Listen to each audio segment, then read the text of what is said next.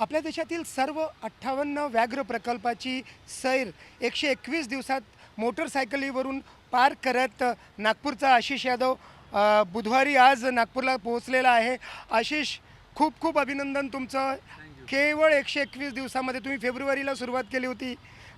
कशी वाटते तब्येत आता? कुठे बिघडली? कारण ऊन खूप होतं, उन्हाळा होता. माझी बॉडी हॅबिच्युअल झाली आणि मी आपल्या स्वतःच्या खानपानचं खूप लक्ष देत होतो, म्हणून यामुळे मला त्रास नाही झाला. पण ऊन खूप होतं. ऊन तर खूप होते. बरं, एक महत्त्वाचं म्हणजे की काय निष्कर्ष निघाला तुमच्या या सगळ्या अभियानामधून? तुम्ही 58 टायगर रिझर्व्स प्रत्यक्ष बघितले. एक किंवा 2 दिवस तुम्ही थांबला असाल. काय निष्कर्ष निघाला?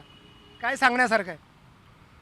मला असं वाटते की आपल्या व्याघ्र प्रकल्पामध्ये खूप सारे गाव आहे जे टायगर रिझर्वमध्ये आहे आतमध्ये, आणि तिथे त्यांच्या लोकांची आदिवासी बंधूंची पण पॉप्युलेशन वाढत आहे आणि टायगरची पण पॉप्युलेशन वाढून राहिली.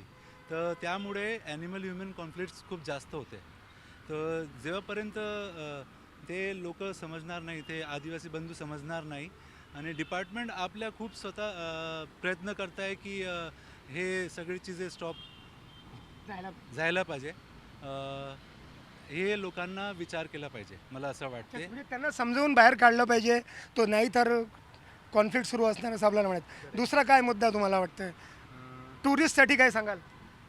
टुरिस्टसाठी फक्त एक मेसेज मी देऊ शकतो की जे आपले डिपार्टमेंटचे आणि रूल्स अँड रेग्युलेशन आहे जिप्सीचे, सफारीचे, ते फॉलो करा आणि जंगलासारखा राहू द्या.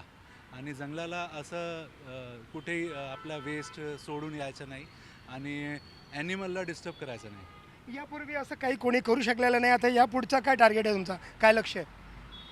आता तर विचार नाही केला आहे, पण माझी अशी इच्छा आहे की अजून याच्यामुळे आणखीन काही मोठा वन्य आणि वन्यजीवसाठी मी करू.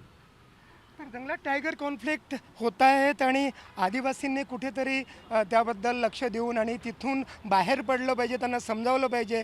या प्रश्नाकडे लक्ष वेधण्यासाठी 121 दिवसात 58 टायगर रिझर्व्सचा फैरफटका मारल्यानंतर आशिष नागपुरात परतला आहे.